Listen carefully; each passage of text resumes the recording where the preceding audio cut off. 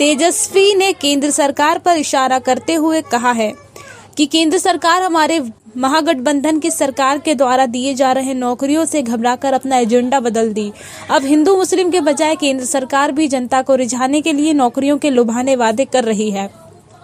तो वहीं तेजस्वी ने अरविंद केजरीवाल मामले पर बोलते हुए कहा कि इस देश में जो भी केंद्र सरकार के खिलाफ अपनी आवाज बुलंद करेगी, सरकार उसके पीछे ईडी और सीबीआई लगा देगी। और हम लोग की सरकार भी लगातार बिहार में नियुक्तियां बांट रही है।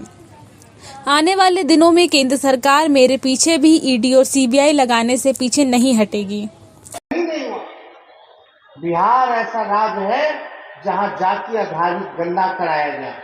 बिहार ऐसा राज्य है जहां उसके पास अपनी आबादी का साइंटिफिक डेटा है और इसके आधार पर हम लोग उसी हिसाब से कल्याणकारी योजना बनाएंगे। जहां जो पिछड़ा समाज है, जो गरीब समाज है, उसके उत्थान के लिए हम लोग योजना बनाएंगे। जो सोसाइटी में बैक बेंचर है, जो अंतिम पायदान पर जो समाज खड़ा है, उन सब को हम लोग जो है मुख्य धारा में लाने का काम करेंगे। अब हमारे पास आंकड़े जुटे हैं, सारा आंकड़ा जुट गया कि कौन सी जाति की कितनी आबादी है और कौन से जात के लोग कितने गरीब हैं, कौन लोग हैं जो ठेला चलाते हैं, कौन लोग जो है दिहाड़ी मजदूर है, कौन लोग जो है भीख मांगने का काम करता है, कौन लोग हैं जो भूमिहीन है। इन सब को हम लोग रेखांकित करके उनके लिए कल्याणकारी योजना बनाएंगे और ये सामाजिक न्याय के साथ साथ हम लोग आर्थिक न्याय भी लोगों के साथ हम लोग करने का काम करेंगे। तो ये सरकार, ये आपकी सरकार है, इसलिए हम सब लोगों को एकजुट होकर के मिल करके जो है काम करना है। बड़ी लड़ाई लड़नी है और आने वाला लोकसभा चुनाव में बीजेपी को बिहार से ही नहीं बल्कि देश की सत्ता से हम लोग बाहर बेदखल करने का काम करेंगे। तो सब लोग एकजुट रहिए और एकजुट रह करके लड़ाई लड़ना है और इसमें हम लोगों के सब लोग पुराने साथी रहे। डी राजा साहब, हम लोग सब लोगों का प्रयास था कि सब विपक्षी दल जो है एकजुट हो जाए, एकजुट सब लोग हो गए, सब लोग अग्री कर गए। और अभी तो फिलहाल 5 राज्यों में जो है चुनाव चल रहा है और वहाँ सब लोग जो है व्यस्त है। इसके बाद हम लोग सब लोग बैठ करके सारे काम को तेजी से करेंगे, मिलजुल करके जो बात होगा तय हो जाएगा। उसके बाद हम लोग जो गरीब का जो एजेंडा है, जो नौजवानों का जो एजेंडा है, जो मजदूरों का जो एजेंडा है, जो किसानों का जो एजेंडा है, उसको लेकर के हम लोग लड़ाई लड़ने का काम करेंगे। सबको साथ लेकर के चलेंगे और देश को जो है तानाशाही से मुक्त कराएंगे, जुमलेबाजी से मुक्त कराएंगे। आप लोग तो जान रहे, बिहार में हम लोग का सरकार बना, हम लोग नियुक्ति पत्र बांटने लगे तो देश के सबसे बड़े कलाकार, उनका फिर उससे कलाकारी शुरू हो गई। देखा देखी वो भी नियुक्ति पत्र बांटने लगे। तो हम लोगों ने एजेंडा तय कर दिया।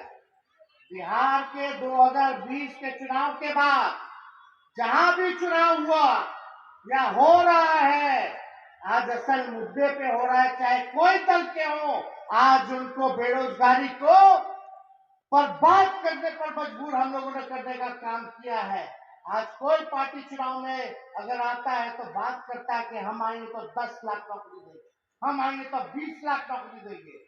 तो ये काम तो हुआ, एक उपलब्धि तो हुई है कि कम से कम हिंदू मुसलमान की जगह आज रोजगार पे बात हो रही है, बेरोजगारी पे बात हो रही है, जो असल मुद्दा है उस पर बात हो रही है। तो इसलिए रुपया तो कमजोर हो रहा है, लेकिन इस पे कोई बात नहीं कर रहा। देश का जीडीपी गिर रहा है, अर्थव्यवस्था चौपट हो रहा है, पड़ोसी देशों से संबंध खराब हो रहे हैं।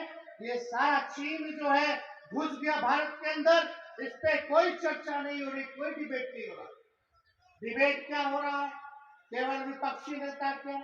आज केजरीवाल जी को ईडी ने नोटिस किया तो हम लोग तो जानते ही थे।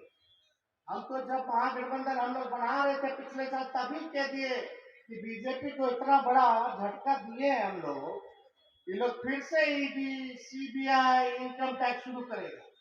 अब हम लोग नौकरी बांटने का काम कर रहे हैं, अपने कमिटमेंट को पूरा कर रहे हैं और उधर बीजेपी जो कहती थी मोदी जी कि हर साल 2 करोड़ लोगों को रोजगार देंगे, रोजगार देना तो छोड़िए छीना जा रहा है, तब उनको मजबूर होकर के इन पे बात करना पड़ रहा है, तो बदला तो लेंगे। आप देखेंगे आने वाले समय में बिहार में फिर से ईडी, फिर से सीबीआई, फिर से इनकम टैक्स। इसलिए आप सब लोग निश्चिंत रहिए, इन लोगों से कोई डरने वाला नहीं।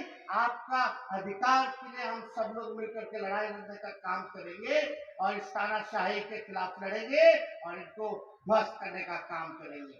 तो ज्यादा समय ना